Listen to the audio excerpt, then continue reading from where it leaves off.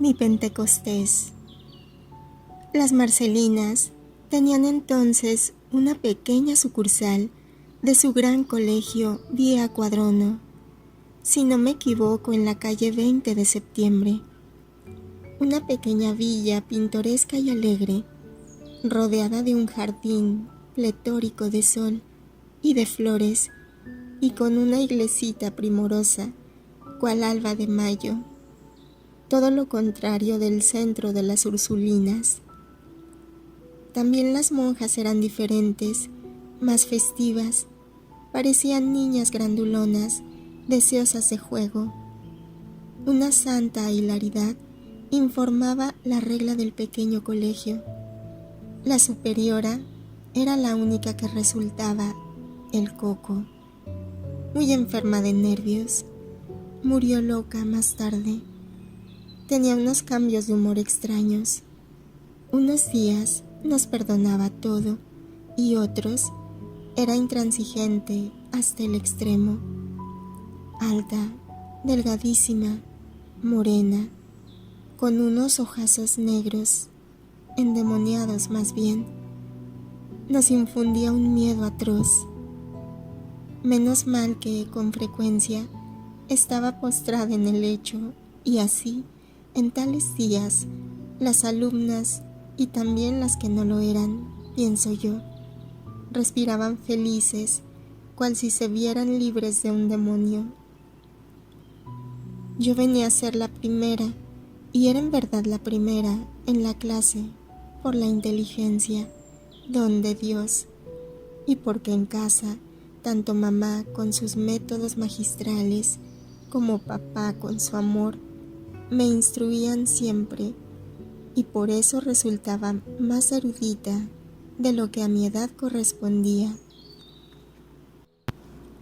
Todos los sábados llevaba a casa mi papeleta de sobresalientes, papeleta que me reportaba los besos y los premios de papá, las alabanzas de los amigos de casa y la admiración de la doméstica y del soldado. Yo también, como todos los hijos de Adán, tenía mi puntita de orgullo, no siendo indiferente a los elogios y admiraciones, como tampoco lo era a los besos y a los premios.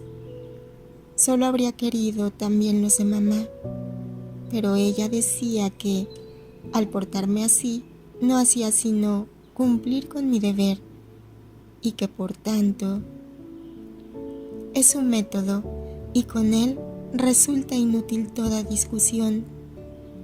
Creo que se volvería a sí misma para no decirme bravo. Mas, consecuente con su método, no desistía de su conducta severa. Amén. Si he de decir verdad, me vi, y no me vi contenta con el cambio de centro. Ante todo, me causó dolor apartarme de aquellas monjas a las que a la sazón amaba, y después ya no pasaba por delante de aquellos dos comercios que tanto me seducían, de frutas variadas el uno y de dulces el otro. Era golosita, ¿sabe? Oh, se dará cuenta, al leer esta mi vida, de que poseía todos los vicios capitales, o mejor, todos no, pues nunca conocí la avaricia, que puede ser de dinero, pero también de tantas otras cosas más inmateriales que el dinero. Nunca fui avara de afectos, porque mi amor a Dios y al prójimo ha sido muy grande, por más que de este último haya recibido más mordiscos que besos. Nunca tampoco fui avara de mi inteligencia, y me complacía en ayudar a las compañeras más retrasadas, a una costa de quedarme sin poder terminar yo mis temas de italiano, o de verme sorprendida por las profesoras haciendo el trabajo de otras, siendo castigada por ello. También en esto recibí ingratitudes e incomprensiones, ingratitudes hasta el extremo de acusarme de ser yo la que, me apropiaba la composición de las otras. Era en cambio todo lo contrario, porque si bien era una torpe en las matemáticas, no sobrepasando nunca mi nota de 6 en dicha asignatura desde la escuela elemental a la superior, y esta calificación obtenida por pura compasión entre largos periodos de 2, 3, 4 y hasta algún 0 bien redondo. Para el italiano, en cambio, poseía una inexhaustiva vena de imaginación y de buen estilo natural, por el que resultaba para mí un juego redactar un mismo tema de 8 maneras diferentes. También en el resto de las materias hallábame bien dispuesta, y no podía ser de otra suerte si se piensa que al tiempo de las lecciones no me faltaba en casa una institutriz al lado, si no sabía las lecciones a la perfección, si no hacía mis deberes superlativamente bien, caían los castigos sobre mí, y bien severos, por cierto. Mas, aun sin eso, habría hecho mis deberes por una razón bien sencilla, por soberbia. ¿Ya ve? Otro vicio capital que levanta la cabeza. No quería yo pedir excusas. Parecíame que con ello hería de muerte mi dignidad de escolar o de hija. Más adelante, siendo ya mujer, hube de pedir excusas hasta por faltas no cometidas, pero entonces era otra cuestión. Lo hacía por parecerme que Jesús me pidiese el óbolo de aquella mi humillación, dándoselo por más que me sintiese triturar bajo la persuasión de la injusticia ajena, reconociendo que desde el punto de vista humano quedaba rebajada, mas desde el punto de vista sobrenatural, aquella humillación me hacía subir un peldaño más en la escala que conduce a Dios. Así pues, hacía mis deberes por no tener que pedir excusas, más bien por agradar a mi papá y a mi abuela, siendo por tanto igualmente el amor una de las dos directrices que me guiaban.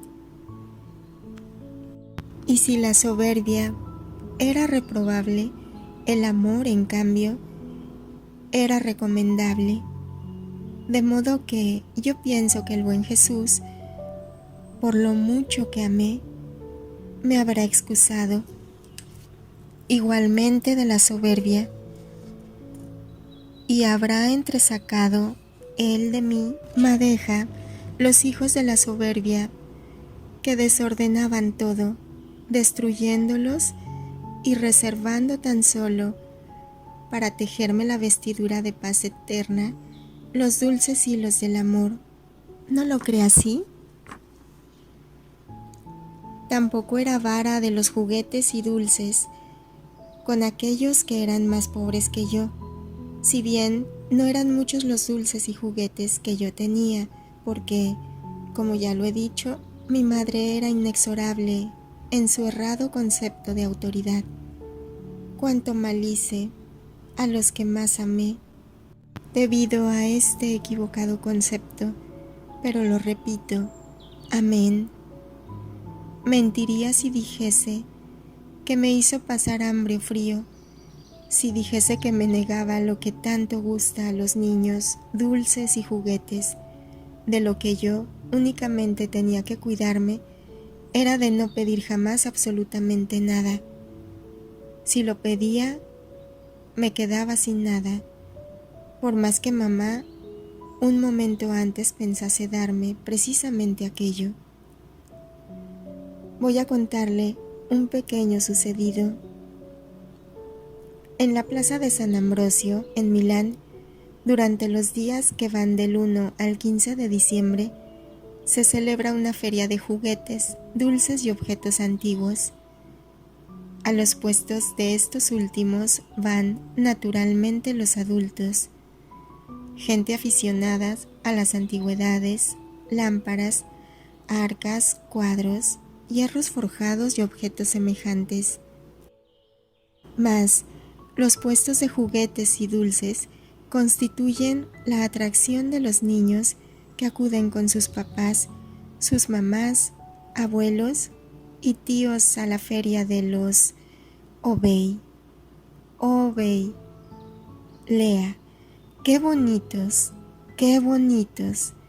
refiriéndose a los dulces y juguetes.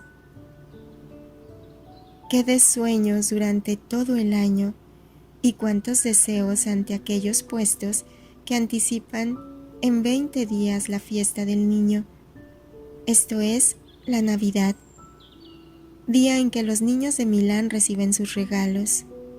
Yo, en verdad, los recibía por Santa Lucía, porque en el Véneto y en gran parte de Lombardía es la Santa Mártir, la dispensora de los regalos. Pero volvamos a la feria. Cuánto soñar, desear y rezar para que el niño comprendiese que era aquel juguete el que se quería, para que el niño perdonara todos los caprichitos, todas las travesuras cometidas durante el año, de las que se arrepiente y promete no volver a hacerlas ya. ¿No le parece que durante toda la vida somos unos eternos niños, prometiendo y arrepintiéndonos en momentos determinados para después volver a las andadas? Los papás, mamás, abuelos y tíos escuadriñan, escuchan y estudian los suspiros, exclamaciones y súbitas paradas ante aquel determinado juguete que hipnotiza al pequeño deseoso y, de acuerdo con tales antecedentes, hacen que encuentren después, a los pies del niño o junto al árbol de Navidad, el soñado tesoro. Al pronto, compran cualquier otra cosa sin perjuicio de que, más tarde, 2 horas después, al caer de la tarde, vuelvan con pasos de lobo a comprar el objeto deseado y traerlo a casa, escondiéndolo al resguardo de este sexto sentido de los niños que les dota de un olfato, de una vista y un oído por demás peligrosos para los mayores. Pues bien, yo fui a la feria de los Obey, con mamá, la abuela y la muchacha. Era el mes de diciembre de 1902. Tenía por tanto 5 años y 9 meses. Recorrimos las decenas y decenas de puestos, y yo me fijé en una cunita dorada para mis muñecas. Verdaderas cunitas con su soporte que mantenía la cuna en equilibrio ondulante a fin de hacer dormir a la nena, con un apoyo para colocar el velo que resguardase de la luz al objeto, de no despertarla. Con su hijuela, almohada y sabanita, un primor, en fin, de cuna que me parecía de oro por ser amarilla y brillante. Eché raíces ante aquel puesto, pues era mucho lo que yo anhelaba una cuna para mi muñeca preferida, a la que, a fuerza de lavarla, habíala puesto blanca como un lirio y la llamaba Rosita, con el nombre que tenía la que fue nuestra querida muchacha en Faenza y murió tísica, un ángel bueno que la tierra no era digna de poseer. Me doy cuenta de que, de haber sido yo mi mamá y mi mamá yo, habría advertido al momento qué era lo que deseaba, puesto que en aquel puesto no había sino cunas y muñecas, y de estas yo tenía tantas que no podía desear más, y cunas, en cambio, no tenía ninguna. Mas mi mamá carece de absoluto espíritu de observación, o tiene tal vez ese sentido con un defecto por el que no advierte lo más saliente de las cosas, o las entiende al revés. Yo no debía pedirle nunca nada, porque los niños jamás tienen que pedir, y mucho menos tratándose de cosas de valor, y claro, aquella cuna era para mí de oro. Así pues, yo no pedía, y le rogaba a mi ángel que le hiciese comprender a mi mamá que yo quería aquella cuna. Mas, por lo visto, aquel día mi ángel había volado sin duda al Empirio a cantar el Sanctus al Cordero, una nostalgia tal vez suya del cielo por la que no le voy a regañar. Cuántas infinitas veces habría volado yo también al cielo para perder de vista la tierra. Mamá permaneció quieta unos instantes y después, tomándome de la mano, me llevó fuera. Dimos vueltas y más vueltas, y ella sin comprender que cuantas veces pasábamos por delante de aquel puesto, me quedaba allí, prendida, con la liga del deseo. Me ofreció otros juguetes, mas yo, con el corazón cada vez más acongojado y tragándome las lágrimas, respondí siempre: no, gracias. Habría podido decírselo a la abuela, a la sirvienta, pero sabía por experiencia que, por más que hubiese accedido a su petición en mi favor, habríales después reñido por viciarme, y yo tenía en mí todos los vicios capitales, mas lo que no tenía era dureza de ánimo, prefiriendo sufrir yo que no ver sufrir a otros, y así no chisté. Mamá dispuso por fin volver a casa ante el fracaso de mi deseo, que se quebraba cual bola de cristal estrellada contra el suelo, o se deshacía como pompa de jabón en el aire decembrino. Rompí a llorar. Mamá, con un humor de perro ante lo que ella tenía por capricho, me dijo, de tal manera como para cerrar la boca a un héroe, con que figúrese lo que sería para mí, pobre gazapillo. Decídete por fin y di de una vez lo que quieres. Si es cosa posible, bien, y si no, te quedarás sin nada. ¿Cómo? ¿Cómo iba a decir que quería la cuna de oro si diariamente, de la mañana a la noche, me aturdía sermoneándome con la necesidad de la economía y el deber de no tener deseos ilícitos? Lloré todavía más fuerte y acabé tirada dentro de un portal, junto a la que ahora es la Universidad Católica y que entonces era el Hospital Militar, y allí dentro recibí una buena tanda de cachetes. La cuna aún la estoy esperando ahora. Siempre fue así en mi vida humana. Dios únicamente correspondió a mis deseos. Los demás, bien porque no podían, o bien porque no querían, desbarataron siempre mis sueños, golpeándome después al ver que lloraba tales fracasos. He hecho una larga digresión. Si bien no me arrepiento de ella, puesto que en un cuadro, aparte del sujeto, es preciso bosquejar el fondo, y estas digresiones forman el fondo y el contorno del cuadro sobre el que campea mi vida. Torno ahora a la narración. Venía diciendo que materialmente nada me faltaba de lo necesario, y hasta contaba con lo superfluo, mas, se lo confieso, habría preferido mucho menos, pero proporcionado con un amor más explícito. El ser madre no consiste únicamente en imponer la propia voluntad a los hijos, ni en ser la detentadora del poder.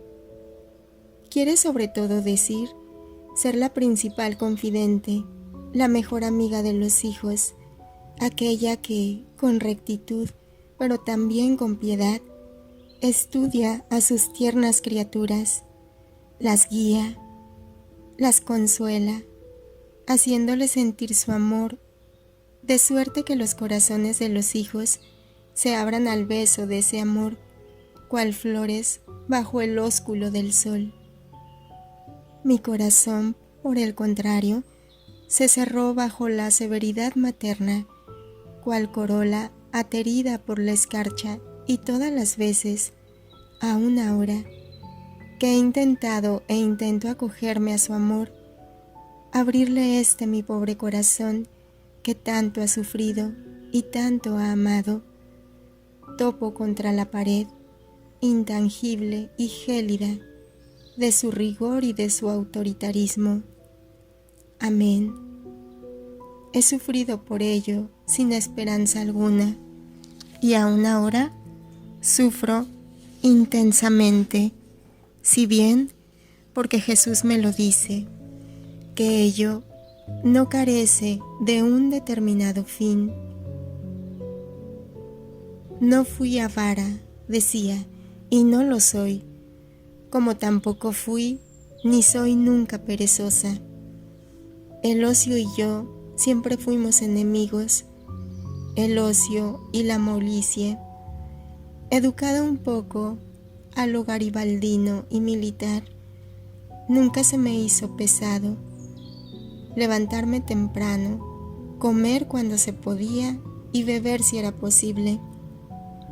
El verme en la necesidad de emprender largos viajes, y esto en épocas en las que el viajar no resultaba nada cómodo, habíame habituado a soportar sin gimoteos el frío, las caminatas, los lechos incómodos de los albergues, la diferente alimentación, no encontrando comida ni bebida adaptadas a mi constitución, y por ello viéndome constreñida a quedarme sin beber ni comer, así como hube de acostumbrarme a soportar sin hacer aspavientos la piedrezuela en el zapato, el sombrerito que pesaba en la cabeza y otras molestias, pequeñas si se quiere, pero exasperantes como telaraña en los ojos.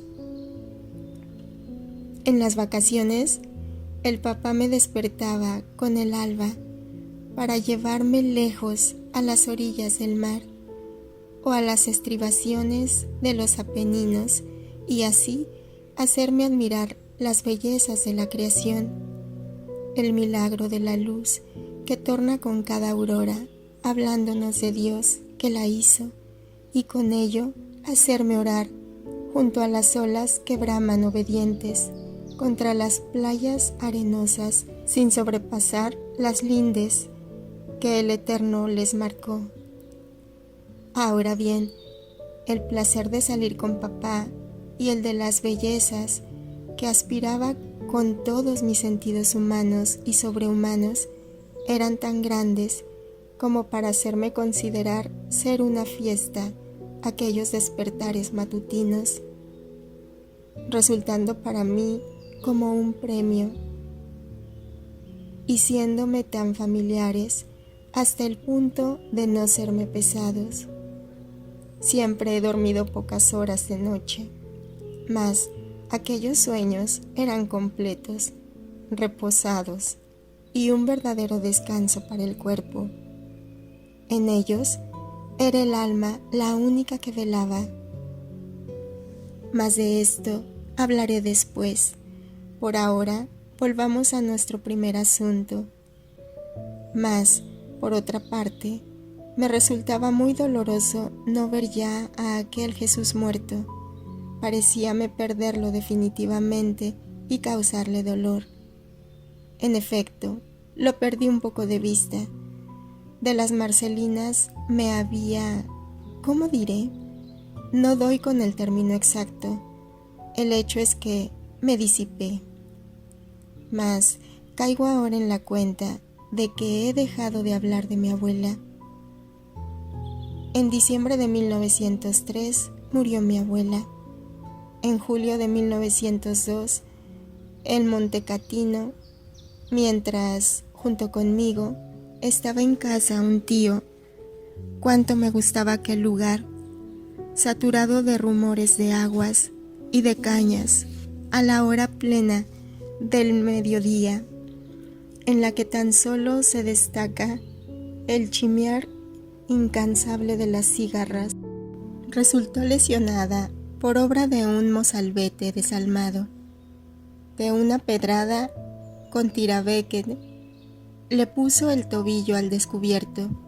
Yo, que me había vuelto al oír el chasquido de la primera piedra, vi al pilluelo dispuesto a lanzar la segunda y a mi abuela empalidecer, después descalzarse y meter los pies en agua fría, que se enrojecía con su sangre, y con sus besos cubrió mi llanto. Pobrecita abuela, ya no estás bien. En noviembre quiso tornar a Mantua para visitar las tumbas del marido y de su hermana, muertos en 1899, con 7 días de intervalo el uno de la otra. De allí volvió más enferma que antes. Mi mamá le renegó por aquella imprudencia, inútil según ella. Nada de inútil. Un presagio le indicaba que su vida se acababa, queriendo visitar por última vez la tumba del consorte, del que fue siempre compañera fidelísima. El 10 de diciembre debía ser jueves, por cuanto yo no había ido a la escuela. Le sobrevino una apoplejía. Hacía poco que habíamos comido y mamá, que de nadie se fiaba, había salido a la bodega para vigilar al soldado y a la mujer de servicio ocupados en trasejar el vino. Papá leía el periódico esperando volver al cuartel. La abuela, siempre buena, había ido a la cocina para hacer algo a fin de que la sirvienta, al tornar al atardecer, no encontrase todavía en desorden todo lo de la comida. Yo fui a estar con la abuela y charlaba con ella girando en su derredor. La vi inclinarse para recoger un tarugo y ponerlo en la leña para quemarlo en la chimenea del salón. La vi empalidecer, desencajarse el rostro y farfullar palabras inconexas. Me asusté y grité. Acudió mi padre con el tiempo justo de impedir que cayese al suelo. Nunca pude ver sin temblar a un durmiente o despertar a uno que duerme, porque el rostro durante el sueño se altera con frecuencia en sus rasgos como el de mi abuela, y porque me da siempre la impresión de uno que haya podido morir durante el sueño. Agonizó por espacio de 2 días y medio, expirando al amanecer el día 13 de diciembre, exactamente 6 años después que su hijo. Era el día de Santa Lucía y, entre los regalos que me hiciera, estaba un relojito de oro, suspendido de un alfiler, también de oro, en forma de lazo. Pobre abuelita, su último recuerdo, y me lo había comprado desafiando las reprimendas de mamá por dejarme un recuerdo duradero. No tengo gran apego a las cosas, sobre todo si son preciosas, y así, cuando, por necesidades de la enfermedad, se vio forzada mi madre a sacar dinero de los objetos de oro que teníamos, nada le dije, mas vender los gemelos y las cadenas de papá, como también el reloj de la abuela, me produjo una inmensa amargura. Habría preferido la venta de otros objetos. Paciencia. Recuerdo perfectamente todos los sucesos de aquellos tristes días y no los describo porque mi sufrimiento sería excesivo, siendo algo que no puede hacer si he de conservar el ánimo para seguir escribiendo. Ahogué mi dolor porque papá así me lo recomendaba, para no alterar más de lo que estaba mi madre. El corazón se me partía por el llanto, que me llovía por dentro en vez de derramarse afuera por los ojos. Fue la primera vez que me mortifiqué a mí misma con el llanto interior, que es el más amargo y el más incomprendido. Mamá se dejó decir que yo no había sufrido y aseguró que era una superficial. Dios la perdone. Comencé a morir aquella tarde gélida del 10 de diciembre de 1903. Papá acompañó los restos mortales hasta Mantua. 8 días de ausencia suya y de desolación mía, sin la abuela, sin el papá, sola con mamá, que no admitía otro dolor que el suyo. Cuánto dolor. Después, mamá quedó gravemente enferma durante meses y meses, y más que nada, intratable y nerviosa. Qué primavera tan triste. El 18 de marzo de 1904 hice la primera confesión en la capilla en la que mi Jesús dormía su sueño de muerte. Aún conservo la estampa, recordatorio que me dio Sor Blanca, la superiora. San José, en la víspera de su fiesta, y aquel año fue una fiesta bien triste al no estar ya la abuela Josefina, hizo que se sumergiera por primera vez mi alma en la sangre de Cristo, en esa sangre preciosísima a la que tanto amo y que querría sorber con todas mis fuerzas de todas sus llagas, en esa sangre a la que 27 años más tarde me ofrecí a mí misma, suplicando poder fundirme con Él en un único sacrificio, a fin de que toda mi sangre se esparciera junto con la suya para los fines que Él sabe. Y ahora que he reparado mi omisión, volvamos al centro de las Marcelinas. En la primavera de 1905, yo y algunas de mis compañeras recibimos la instrucción previa a la confirmación. Para asimilar dicha instrucción catequética, permanecimos en el centro, no de las 9 a las 16, sino hasta las 18. Más de este periodo recuerdo muy poco.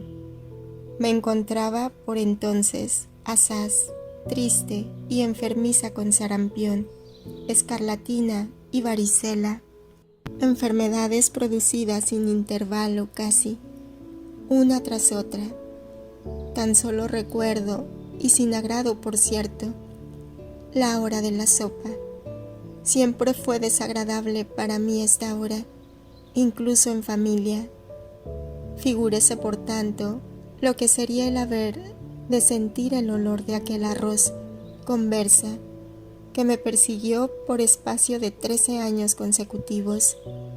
Yo no comía aquel arroz recocido, cuyo olor tan solo me repugnaba. Si aún pienso en él, lo percibo todavía. Fue mi florecilla más destacada para recibir el Espíritu Santo.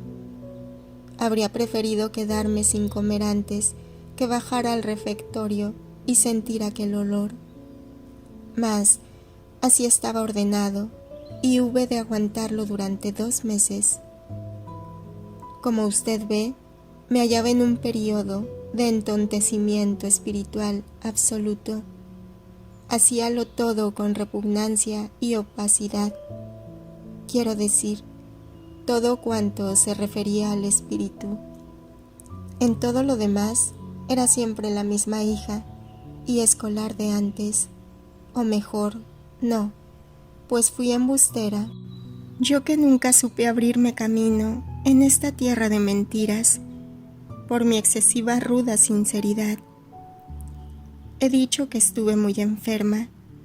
Me di cuenta de que cuando estaba enferma, mi madre me besaba y estaba a mi lado. Todo lo contrario de lo que era cuando yo estaba sana.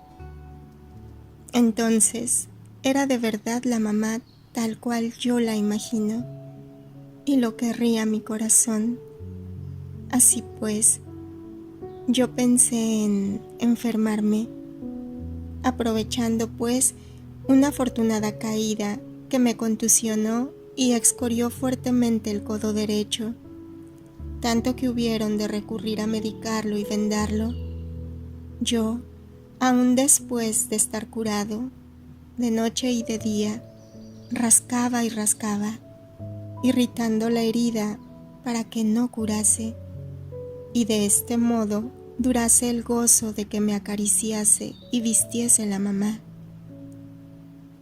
Mas un buen día, Sor Herminia, la superiora medio loca, descubrió el juego, y tras avisar a mi madre, ésta me castigó. Me lo había merecido, es cierto, pues había mentido. Mas dos educadoras como la superiora y, en especial, mi madre, tras mi confesión completa y doliente, no debieran haber captado el motivo bueno aún a través de la torpe mampara del embuste y de mi mentira. No me disculpo, reconozco que fallé, pero me pregunto, ¿por qué ni aún entonces se me quiso creer, ni aún entonces que confesaba haber faltado por mi sed de besos maternales? No fui creída ni compadecida. La puerta de mi corazón que comunicaba con el mundo se achicó un poco más todavía. Cuando llegue a cerrarse del todo, o sea, ahora que estoy en el final de mi vida, entonces comprenderé cómo fue la bondad de Dios la que permitió todo esto para apartarme de todo y unirme tan solo a Él. Mas sufrí mucho y he aquí a Teresa, la nodriza alocada, que reaparece. Y odié cordialmente a la superiora, que me denunció sin antes indagar las causas de mi puesta en escena. Mi odio persistió tenaz al principio, tanto que en el año escolar siguiente, cuando me enteré de que una nueva superior había sucedido a Sor Herminia, recogida en una casa de salud para enfermedades nerviosas y mentales, me alegré de ello. ¿Ve qué poco pertrechada estaba yo? El 30 de mayo de 1905 recibí la confirmación de manos de Su Excelencia, el cardenal arzobispo Andrés Ferrari. Cuentan de él que era un santo, así lo creo yo, puesto que el toque de sus manos me infundió verdaderamente el espíritu de amor y estrechó mis ligaduras amorosas con el Paráclito de amor, cuya presencia, asistencia y suavísimos consuelos percibo constantemente. Aquella mañana, a las 7, fuimos al gran centro de las Marcelinas, sitio en Vía Quadrono. Cuando todas, vestidas ya de blanco y cubiertas con nuestros velos, nos dirigíamos procesionalmente a la capilla, una revoltosa y desobediente compañera mía cambió de mano la vela encendida, poniéndola, en vez de por fuera, en el interior de la fila. Los velos sutiles y las cintas de los cabellos prendieron fuego. Esto fue un espanto y un desastre. Únicamente a mí, con estar ciertamente en el centro del círculo de fuego, no alcanzó el menor reverbero de llama. Aquel velo todavía se conserva incólume en mi casa. Siempre me respetó el fuego. Por 3 veces me vi entre las llamas. La primera, cuando contaba 6 años. Se inflamó un caldero lleno de resina, colocado imprudentemente junto al fuego. La sirvienta resultó con quemaduras y yo, que estaba junto a ella, no me resentí en absoluto. La segunda, el día de la confirmación, y la tercera, cuando tenía 18 años, por la explosión de una estufa de alcohol. Las llamas llegaron hasta el techo. Yo estaba quieta en medio de ellas, tapándome el rostro con las manos.